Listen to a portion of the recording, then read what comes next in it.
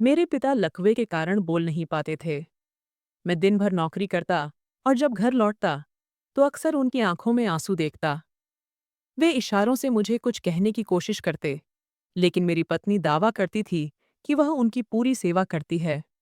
फिर भी मुझ में शक जागने लगा।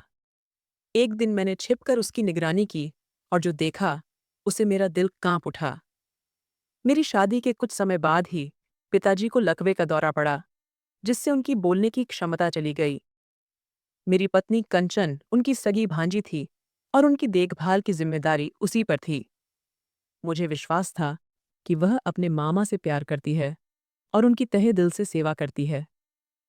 इस भरोसे में मैं अपने व्यवसाय पर ध्यान देने लगा ताकि उसे आगे बढ़ा सकूं। लेकिन कुछ समय बाद मैंने नोटिस किया कि पिताजी की आंखों में हमेशा आंसू रहते। जब मैं उनके पास बैठता, वे कुछ कहने की कोशिश करते, पर बोल नहीं पाते। शुरू में मुझे लगा कि शायद वे निशब्द रहने से ऊब गए हों, लेकिन फिर मैंने देखा कि जब भी वे कुछ कहने की कोशिश करते, कंचन अचानक कमरे में आ जाती। उसे देखते ही पिताजी शांत होकर आंखें बंद कर लेते। मुझे उस पर शक हुआ। जरूर वह कुछ ऐसा कर रही थी जिससे पिताजी डरते थे। मैंने उससे सहज ढंग से पूछा, तो वह बोली, आप चिंता न करें, मैं उनकी पूरी देखभाल करती हूँ। उन्हें किसी चीज की कमी नहीं होने देती। उसके शब्दों से मैं चुप हुआ, पर शक नहीं गया। एक दिन मैंने बहाना बनाया और कंचन से कहा, कई दिन हो गए, तुम्हारी माँ तुम्हारी खबर ले रही थी। आज उससे मिलाओ। मुझे ऑफिस में जरूरी काम है, मैं शाम तक लौटूंगा। पिताजी की चिंता मत करो। वह खुश हो गई। मैंने उसे टैक्सी दिलवाई और उसके सामने ऑफिस के लिए निकला ताकि उसे मेरा जाना पक्का लगे।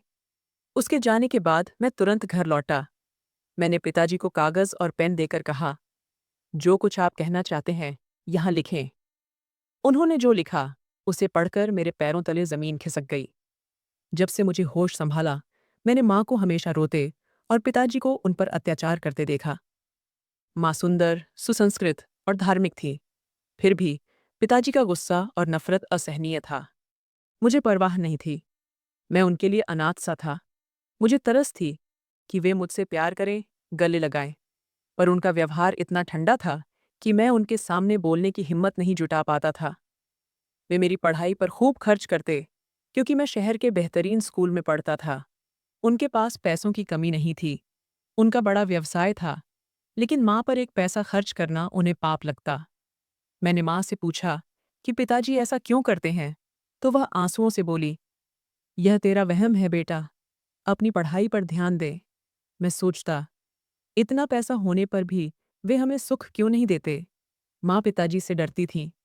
उनके आने के वक्त उसका चेहरा फीका पड़ जाता और वह जल्दी जल्दी काम निपटाती। फिर भी वे कोई न कोई बहाना ढूंढकर उसे मारते या अपमानित करते। उनकी भाषा इतनी अशोभनीय थी कि मैं सहन नहीं कर पाता था। जैसे जैसे मैं बड़ा हुआ, मुझे उनकी नफरत का कारण समझ आया। मेरी बुआ ने शादी के बाद उनके मन में जहर भरा था। तू न देखने में अच्छा है, न तेरी बीवी की उम्र का। ऐसी औरतें जवान मर्दों को फंसाती हैं और छोड़कर चली जाती हैं। उसे वश में रख, उस पर पैसे मत खर्च, तभी वह तेरे काबू में रहेगी। पिताजी सांवले थे, पर कुरूप नहीं। फिर भी बुआ के जहर ने उन्हें यह विश्वास दिलाया कि माँ ने सिर्फ पैसों के लिए उनसे शादी की। इसीलिए वे माँ से नफरत करते थे। माँ उनकी हर तरह से देखभाल करती, प्यार से पेश आती, पर उनके प्यार के लिए तड़पती रहती। मैं उसे पिताजी की ओर आशा भरी नजरों से देखते देखते, जैसे वह इंतजार करती हो कि कभी वे प्यार भरे दो शब्द बोलेंगे। पर पिताजी ने उसकी कोई जरूरत पूरी नहीं की। माँ बुआ के पुराने कपड़े या मामी की दी चीजें इस्तेमाल करती। ये देखकर मेरा दिल टूटता। मैं माँ से कहता, ऐसे इंसान के साथ क्यों रहती हो? चल, कहीं दूर रहेंगे। पर वह हंसकर टाल देती। एक दिन मेरा सब्र टूट गया। मैं 10वीं में था। घर लौटा तो पिताजी माँ पर चिल्ला रहे थे, गालियां दे रहे थे और गंदे इल्जाम लगा रहे थे कि माँ का किसी पराये मर्द से संबंध है। माँ चुप थी, जैसे उसने हार मान ली हो। मेरा खून खौला। मैंने बस्ता फेंका और चिल्लाया, आज से अगर आपने माँ पर हाथ उठाया या ऐसे इल्जाम लगाए तो मुझसे बुरा कोई नहीं होगा। मैं माँ को लेकर यहाँ से हमेशा के लिए चला जाऊंगा। फिर रहे अपनी उस बहन के साथ जो हमारा घर तोड़ने आती है। माँ का अपमान मैं अब सहन नहीं करूंगा। पहली बार मैंने उन्हें धमकी दी। वे शांत हो गए। उन्हें समझ आ गया कि मैं अब बड़ा हो चुका हूं। मुझे भी यह एहसास हुआ। वे जानते थे कि मैं उनका इकलौता वारिस हूं। मुझे खोना उनके लिए सब कुछ खोने जैसा था। मैं माँ को सांत्वना दे रहा था, तभी बुआ का आवाज आया। वे बोली, देखा दादा, मैं कहती थी कि यह औरत चालाक है। अपने बेटे को तुम्हारे खिलाफ भड़का दिया। मुझे भी बुरा भला कहा। इसे वक्त रहते काबू करो, वरना ये हाथ से निकल जाएगा। क्या इसके लिए इतना पैसा खर्च किया कि ये तुम्हें आंखें दिखाए? बुआ की बातों से मेरा गुस्सा और बढ़ा। माँ डर रही थी कि पिताजी हमें घर से निकाल देंगे, पर ऐसा नहीं हुआ। पिताजी चुपचाप बाहर चले गए। बुआ भी शांत होकर अपने घर लौट गई।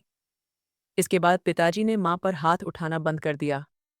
वे उसे गालियां नहीं देते, न उसके चरित्र पर सवाल उठाते, लेकिन अपनी कमाई का एक पैसा भी उस पर खर्च नहीं करते थे।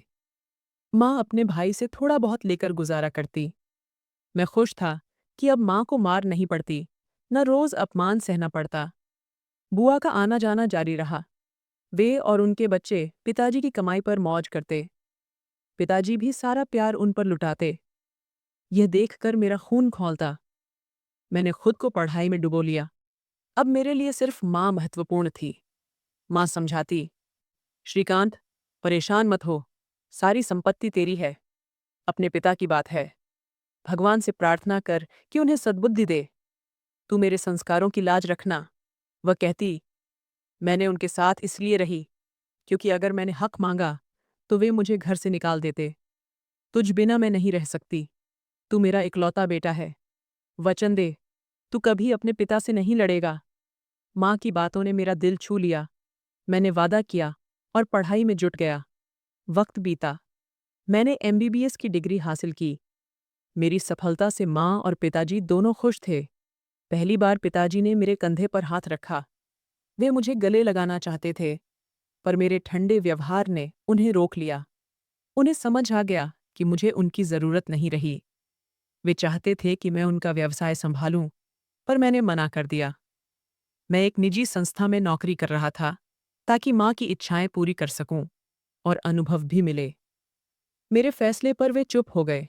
बोले, संपत्ति तेरी है, उस पर हक तेरा है। जो ठीक लगे, कर।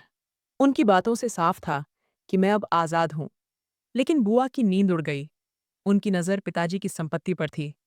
मेरी नौकरी लगते ही उन्होंने नई चाल चली। पिताजी बोले, अब तू अपने पैरों पर है। शादी कर ले।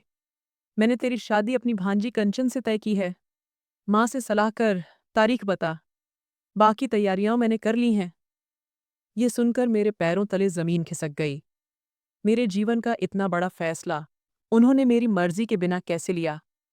माँ भी स्तब्ध थी। उसे अपनी भांजी को बहू बनाना था, पर पिताजी ने न मेरी न माँ की इजाज़त ली।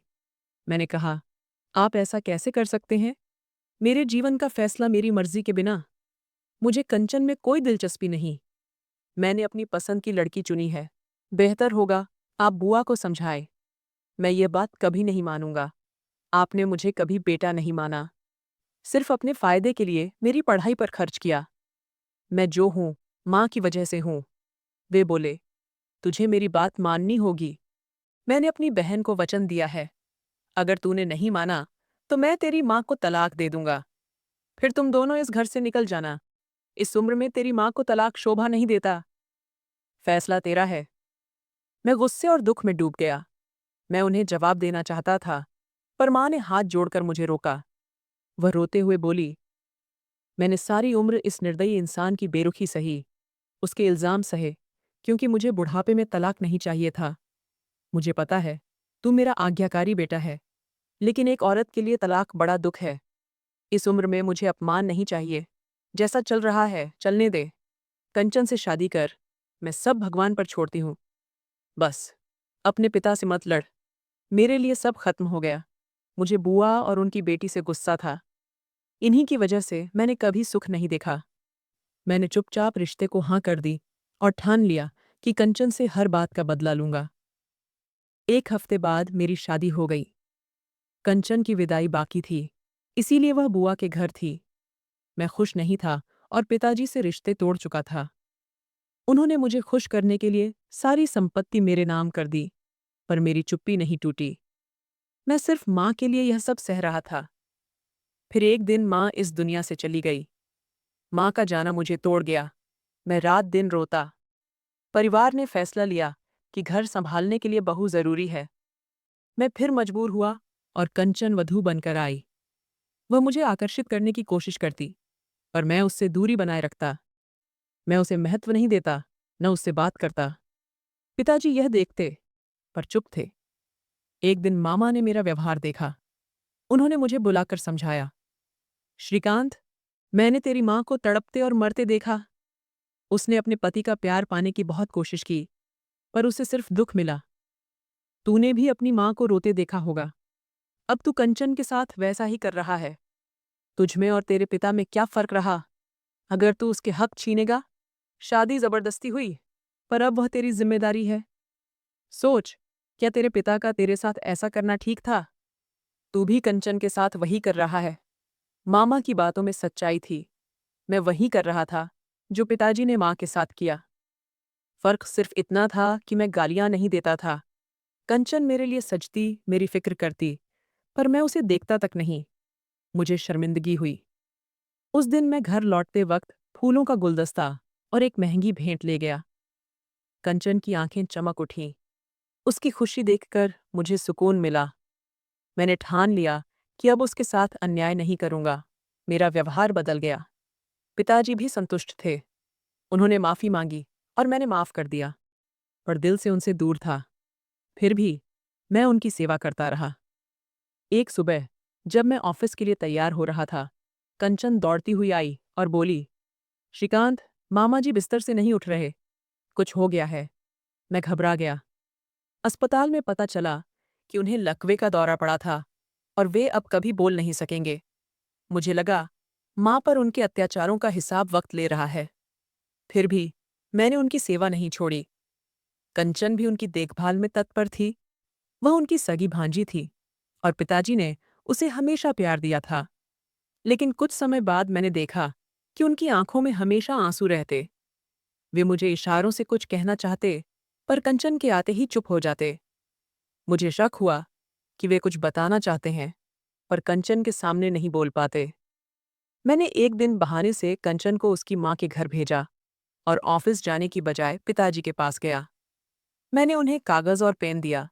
उन्होंने लिखा, जब तूने मुझे धमकाया कि मैं तेरी माँ पर हाथ उठाना बंद करूं, तो मैंने तेरे सामने मारना छोड़ दिया। लेकिन तेरे न होने पर मैं उसी तरह अत्याचार करता। मैंने और मेरी बहन ने सारी हदें पार की। हमने न सिर्फ तेरी माँ पर जुल्म किए, बल्कि उसे धमकी दी कि अगर उसने तुझे बताया तो हमसे बुरा कोई नहीं होगा। वह चुपचाप सब सही। जब मुझे पता चला कि वह अपनी भांजी को बहू बनाना चाहती है, तो मैंने और मेरी बहन ने साजिश रची और कंचन को बहू बनाया। मुझे लगा, जैसी तेरी माँ चरित्रहीन थी, वैसी उसकी भांजी होगी। मैं नहीं चाहता था कि तू सुखी रहे। शादी के बाद भी हमारा व्यवहार नहीं बदला। कंचन ने तेरी माँ के साथ बुरा बर्ताव शुरू किया। वह उसे नौकरानी की तरह अपमानित करती। उसने कहा, मुझे इस घर में आने दो, मैं तुम्हारे बेटे को तुमसे छीन लूंगी और तुम्हें निकाल दूंगी। इन बातों से तेरी माँ को सदमा लगा और वह चल बसी। उसके जाने के बाद मुझे अपनी गलती समझ आई। वह उतनी बुरी नहीं थी जितना मुझे बताया गया। मैं अपने के पर पछताया, पर अब कुछ नहीं हो सकता था। मेरी बहन ने चालाकी से कंचन की विदाई करवा दी। शादी के बाद कंचन का असली चेहरा सामने आया। मैंने अपनी बीवी को चरित्रहीन समझा, पर असल में कंचन चरित्रहीन थी। उसके पराये मर्दों से नाजायज संबंध थे। मैंने उससे समझाने की कोशिश की, तो उसने मेरे साथ बदतमीजी की।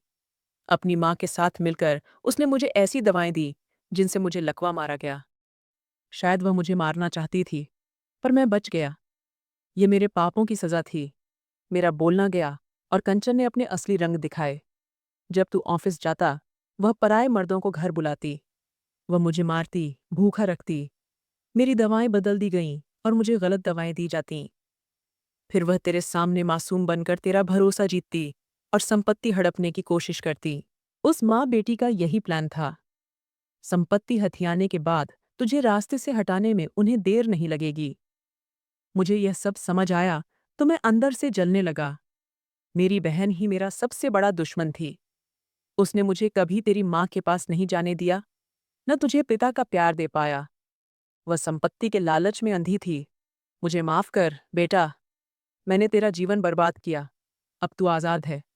उस लड़की से छुटकारा ले और अपनी जिंदगी शुरू कर। अगर हो सके तो मुझे माफ कर। ये पढ़कर मेरी आंखें भर आईं। मुझे लगा माँ का जीवन शांत था, पर पिताजी ने उसे नरक बनाया। मैं रोते हुए बोला, मैं आपको कभी माफ नहीं करूंगा। आपने मेरे और माँ के साथ ठीक नहीं किया। मैंने कंचन को तलाक दे दिया। बुआ जिस घर में रहती थी वह पिताजी का था। मैंने वह घर खाली करवाया। मेरे मन में उनके लिए जरा भी दया नहीं थी। उन्होंने मासूमियत दिखाई, पर मैंने दया नहीं की। संपत्ति का इंतजाम कर मैंने अपनी मामी की बेटी प्रमिला से शादी की। पिताजी के लिए एक मेल नर्स रखा ताकि उनकी देखभाल हो। अब मेरे जीवन में शांति थी।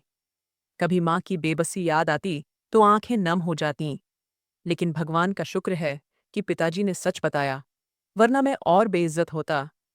मेरे सब्र का इनाम मुझे प्रमिला जैसी सुंदर और सज्जन पत्नी के रूप में मिला। दोस्तों, यह थी आज की कहानी। अगर कहानी पसंद आई हो तो हमारे चैनल को सब्सक्राइब करें। धन्यवाद।